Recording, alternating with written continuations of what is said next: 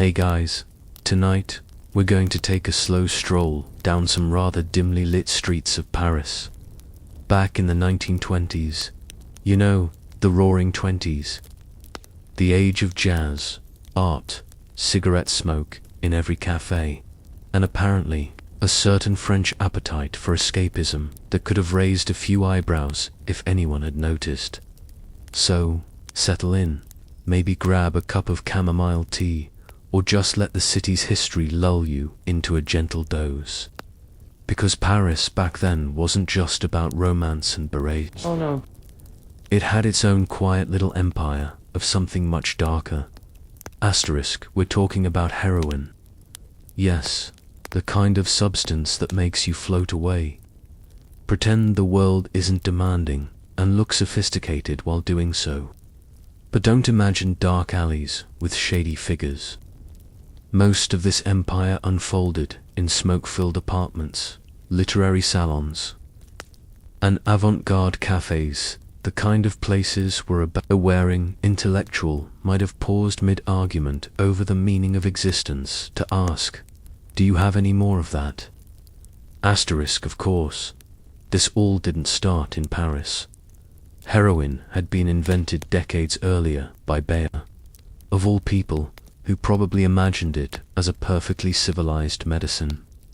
And for a while, it was. For coughs, colds, and occasional existential dread. But by the 1920s, Paris had adopted it with a kind of nonchalance.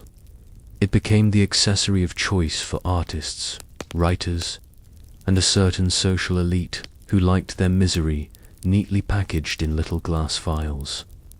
Asterisk. And here's the thing. Paris loved its vices, but preferred them invisible. You didn't see the city crying in public because of addiction. No, it kept its problems behind thick curtains, in discreet apartments, behind cafe shutters, and under the polite clatter of espresso cups. Think of it as an unspoken rule. If you were going to destroy yourself quietly, Paris had you covered. Asterisk. Now let's meet some of the people who populated this quiet empire of addiction. We could start with the writers, because, naturally, writers are always slightly tragic. Take Jean Cocteau, for example. He was an artist, a poet, a filmmaker, and a socialite of some repute. But he also had a thing for opiates, which, for him, was not really an emergency, just another afternoon pastime. Of course, he had style. There's always style. But beneath the elegance was a mind floating somewhere above the sane, carried away by chemicals that promised inspiration and maybe a sense of control.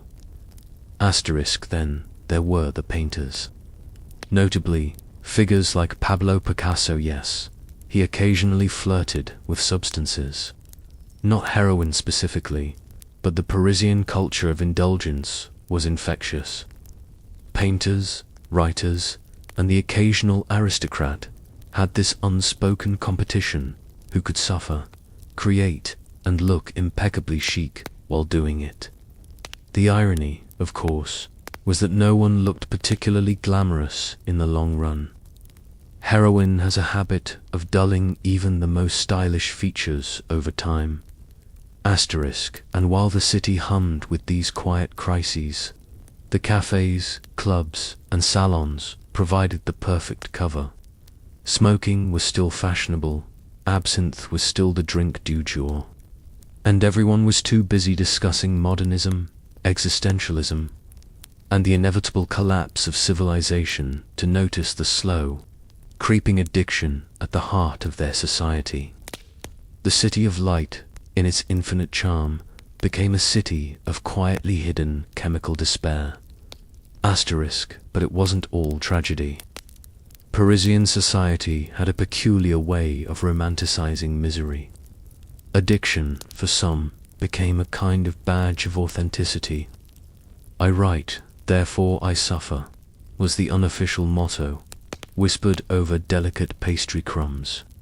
And heroin, in its most clandestine form, became part of that narrative. People weren't staggering in the streets. They were floating through salons, nodding politely while thinking of something entirely otherworldly. Asterisk, of course.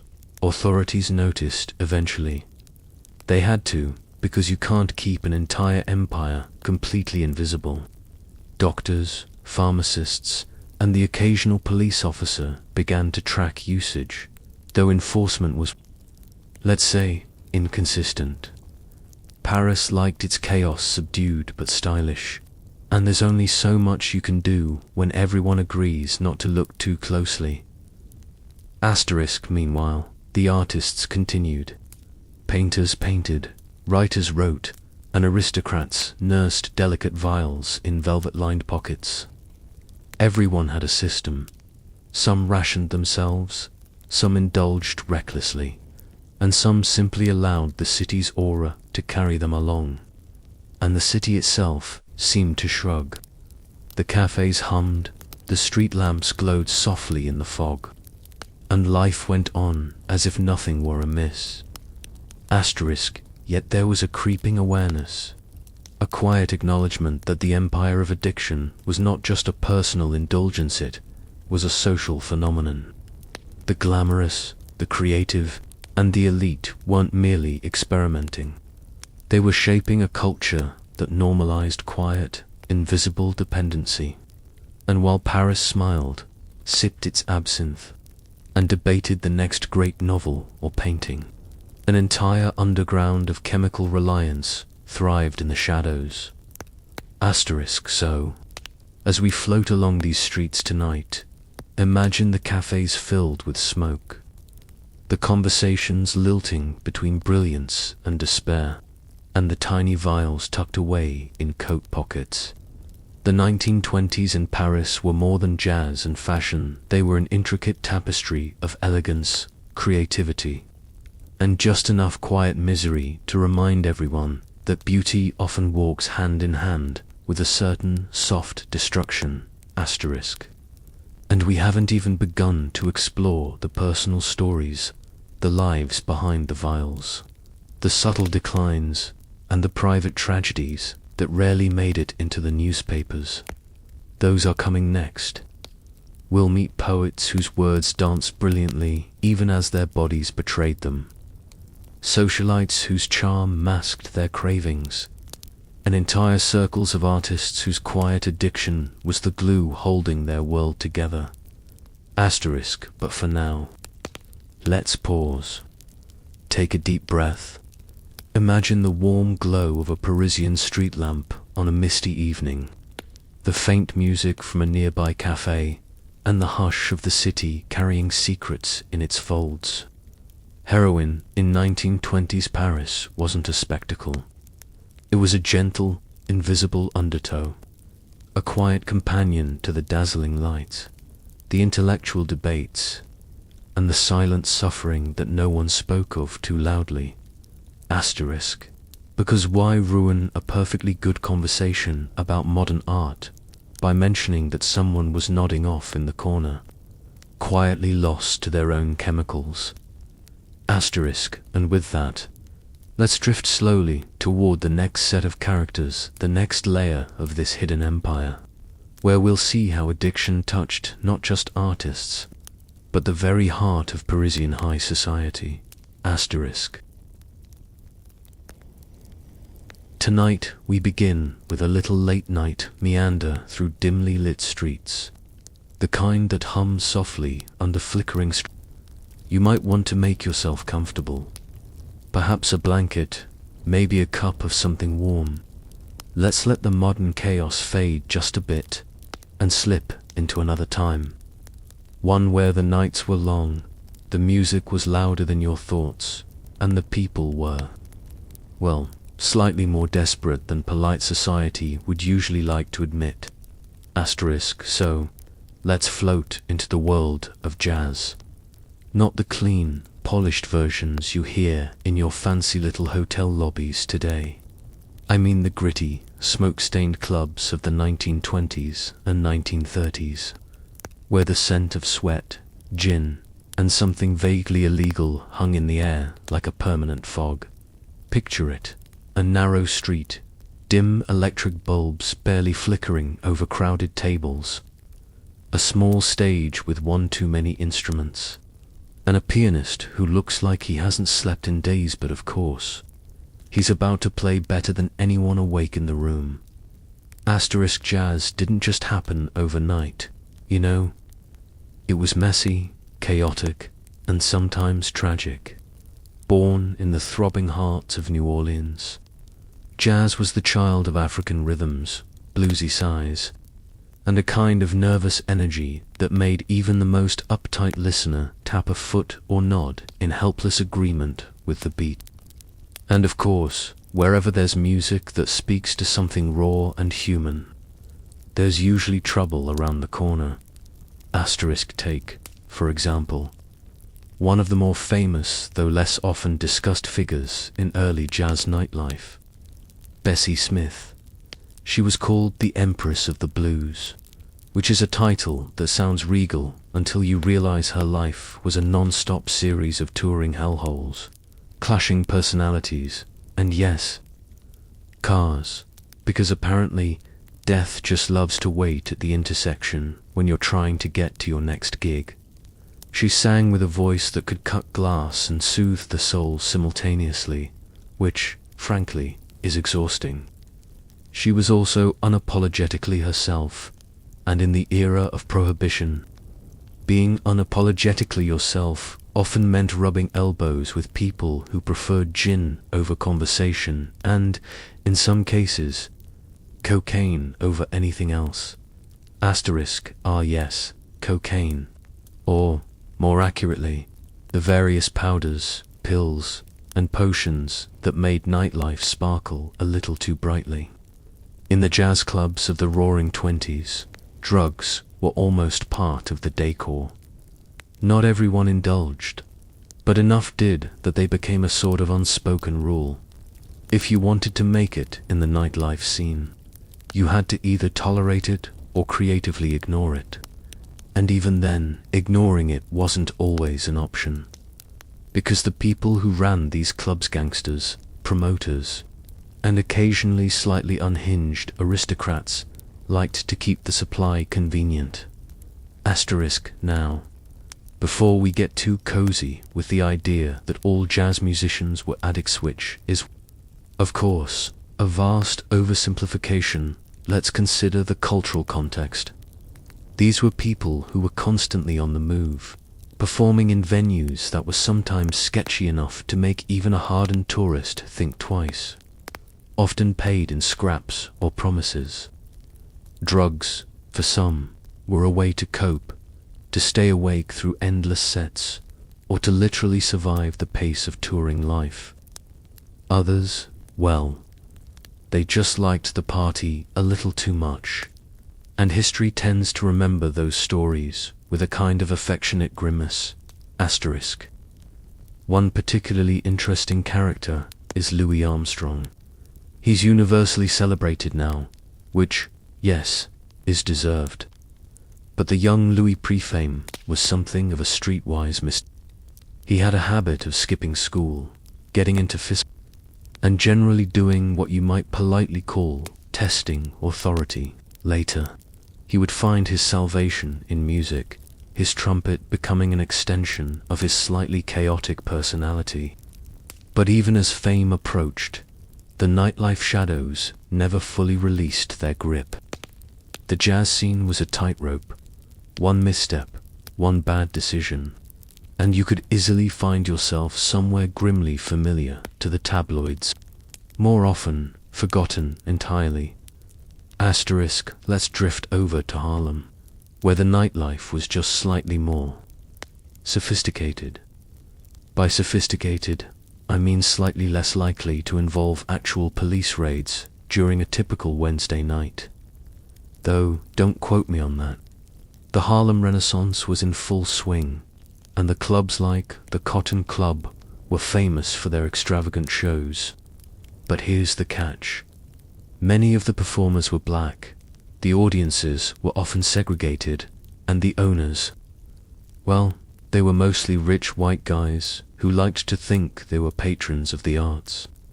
And, of course, the performers often had to tolerate behavior that ranged from mildly inconvenient to openly exploitative. Somehow, amidst all this, the music thrived. Perhaps because misery does tend to make people brilliant in subtle, tragic ways. Some of the darker corners of nightlife weren't glamorous at all. Let's pause to consider the story of Billie Holiday. She's celebrated now for her haunting voice and her ability to make heartbreak sound almost beautiful. But her early life and career were, well, let's call it extremely challenging. Born into poverty, moving between foster homes, and facing systemic racism. She also had a complicated relationship with substance abuse. Cocaine and heroin were constant companions in her story, not because she wanted to be a tragic figure, but because the world around her, frankly, offered very few other options. The people who were supposed to help her, from managers to law enforcement, were often deeply problematic, leaving her to navigate the dangers of nightlife largely on her own. Now, you might be thinking, this is starting to sound more like a cautionary tale than a sleepy bedtime story. Fair. But the key here is the slow unraveling the way lives drifted from hopeful beginnings to nights punctuated by exhaustion, substance reliance, and moments of brief, shimmering success. Jazz culture, nightlife, and the drug-fueled underworld weren't glamorous in the way movies often make them look. They were messy, human, occasionally heartbreaking, and, somehow, quietly mesmerizing. We could, of course, dive into the small-time hustlers, the somewhat famous mobsters who ran the back rooms, and the occasional celebrity scandals, but instead, let's linger on the human element. The saxophonist who couldn't quite pay rent, the bartender who knew every secret whispered between tables, the singer whose voice could make you forget the outside world for exactly 3 minutes and 47 seconds. There's a rhythm to these lives, slightly uneven, a little chaotic, but hypnotically repetitive. Perfect for a night like tonight, when you're just trying to float somewhere safe in your own mind. And that brings us to one of the more curious phenomena of the era, the intersection of wealth and want. The speakeasies attracted everyone from jazz musicians to journalists to the occasional aristocrat who thought prohibition was a personal inconvenience rather than a national law. These wealthy patrons often had a taste for the dramatic. Sometimes they were quietly philanthropic, funding shows or buying instruments for struggling musicians. Other times, they just liked to watch the chaos unfold.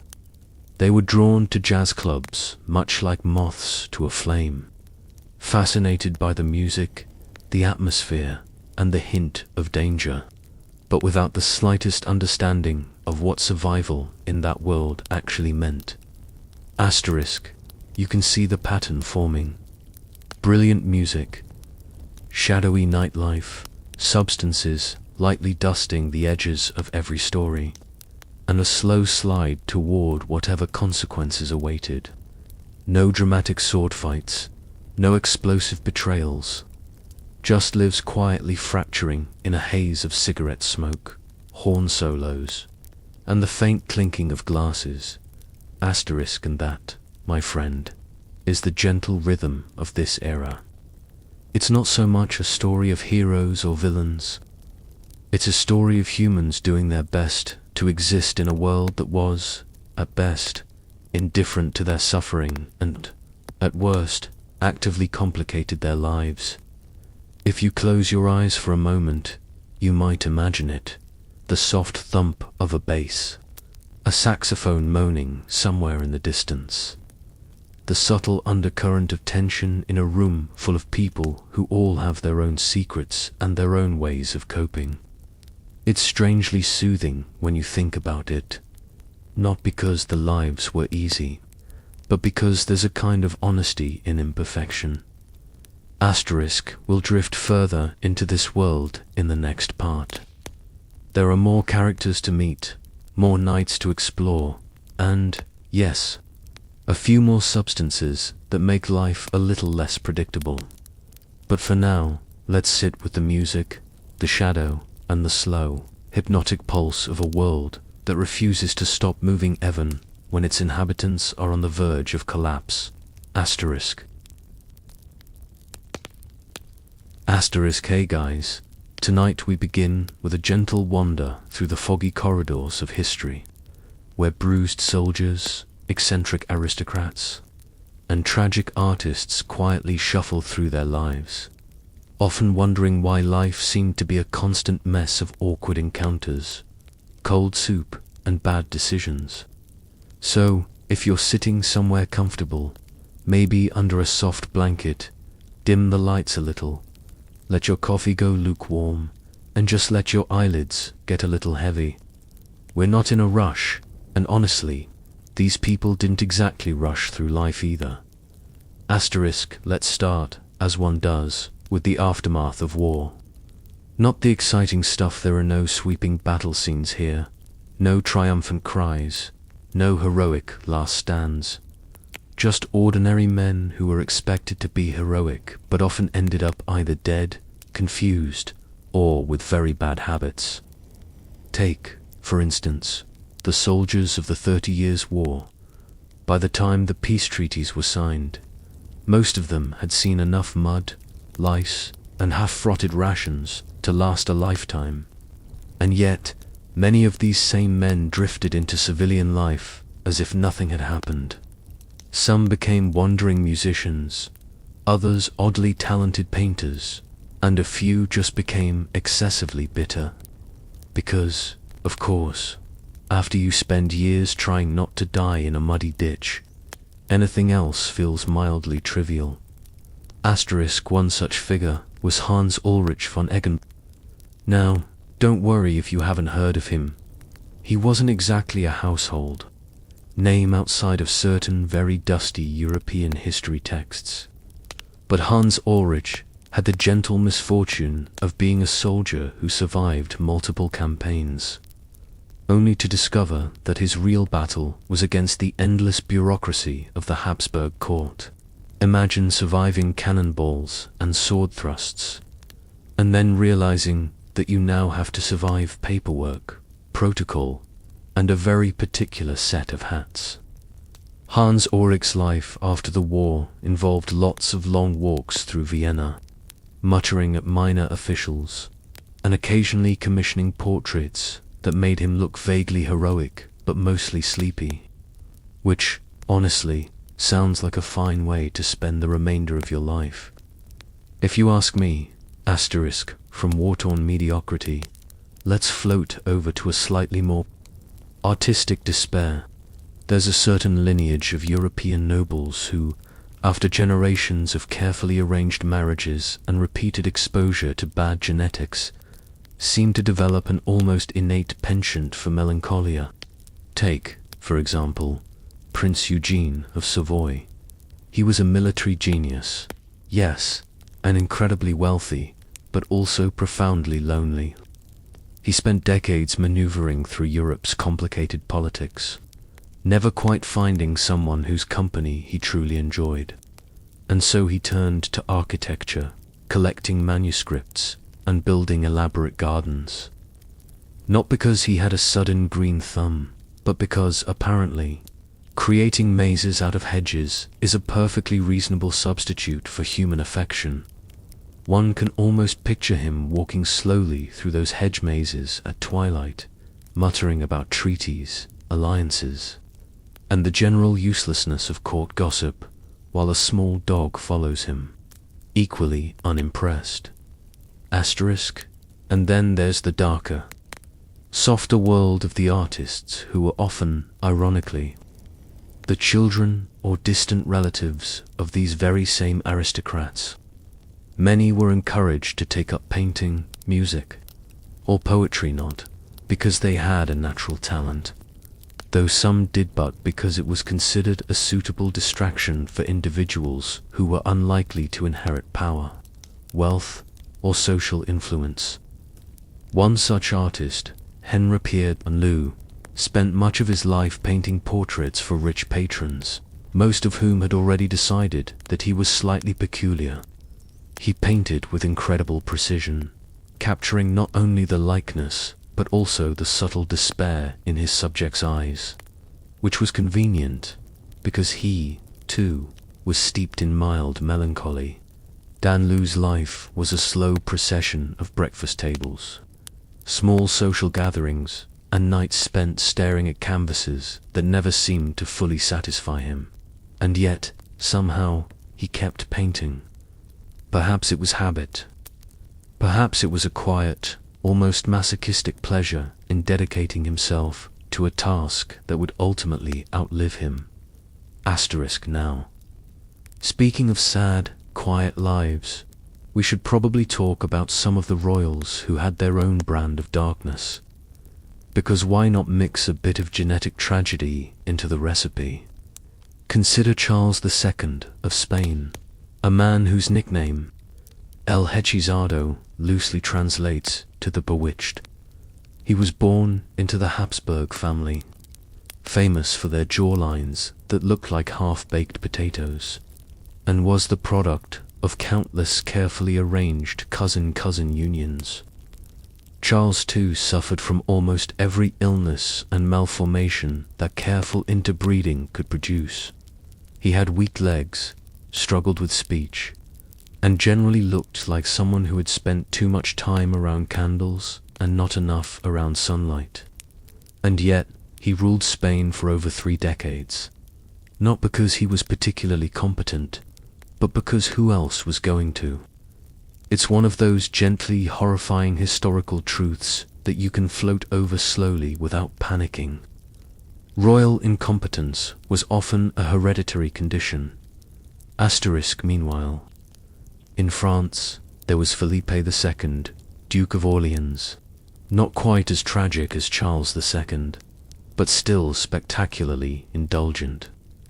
He had a penchant for elaborate costumes and private theatrical productions in his palace, which, from the outside, looked like someone had decided to live inside a Shakespearean fever dream.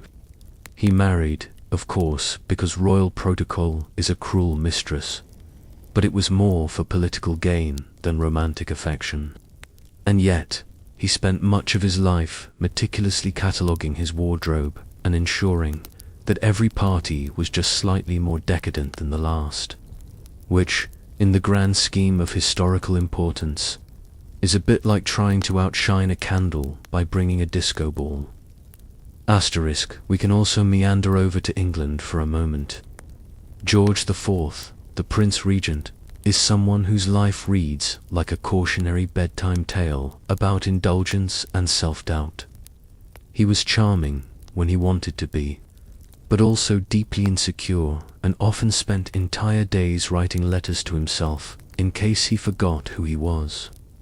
He loved parties, fashion, and, oddly enough, collecting objects that were considered precious by the aristocracy of the day, such as elaborate snuff boxes and golden-crusted teapots. His life was a cycle of pleasure and regret, with long walks through empty palaces punctuated by the occasional sigh of boredom or despair. But, of course, it wasn't all idle indulgence. Many of these figures found themselves entangled in love stories that, looking back, seemed like they were written by someone who had never quite understood human logic. Take, for instance, the tragic tale of Maria Carolina of Austria. She was a queen who, despite her political influence, was deeply involved in family drama and court intrigues. She had a large brood of children, many of whom suffered from health issues, and she was always negotiating the strange and delicate balance between power, affection, and sheer exhaustion. You can almost picture her reclining in a faintly uncomfortable chair, sipping something lukewarm, sighing, and thinking, well, at least they're all still alive. Barely. Asterisk now, if we drift back across the channel to Italy, we encounter the life of Casanova, though not the flamboyant lover we all joke about. The real Giacomo Casanova was often more lonely than lustful. He had his adventures, yes, but his later years were marked by quiet melancholy, spent as a librarian, surrounded by books that no one else had the patience to read. Imagine someone who had spent a lifetime chasing excitement, now spending entire days among dusty tomes, occasionally muttering to himself about the absurdity of love, wealth, and human attention spans. Asterisk by now, you might be noticing a pattern. There's a gentle rhythm to history when you look at it this way. War leaves its mark. Inheritance confuses the soul, and privilege often carries its own kind of melancholy. And while none of these lives are particularly heroic in the flashy sense, they each carry a slow, contemplative sadness that somehow feels honest. Asterisk, as we continue, we'll see that these themes of quiet despair, strange hobbies, and accidental tragedy carry on into the world of artists, writers, and minor royals who, despite wealth and status, often seemed doomed to wander through life in a kind of muted fog. They painted, wrote, and mused not to make history remember them in grandiose ways, but to distract themselves from the weight of living, which is, in many ways, the most relatable part of their stories. Asterisk so. Let's let our minds drift toward another figure, one whose life was filled with subtle chaos. Countess Marie Waluska, for example, was entangled with Napoleon not because she sought power or glory, but because history, as it turns out, has a tendency to shove ordinary people into extraordinary circumstances. She navigated political intrigue, love, and personal hardship with the kind of quiet resilience that one can almost admire from a distance, if only to remind oneself that surviving is sometimes its own modest victory. Asterisk. And just as Marie's life floats gently into this story, we might consider some of the minor German princes who spent decades meticulously cataloguing their stamps, coins, and insect collections. On paper, it seems absurd why dedicate a lifetime to beetles when there's a continent to rule. But in practice, it was their way of imposing order on a world that seemed otherwise chaotic. And perhaps, in a way, that's the theme here. Whether through war, art, politics, or oddly specific hobbies, these historical figures were all quietly, consistently attempting to make sense of the confusion around them. Asterisk.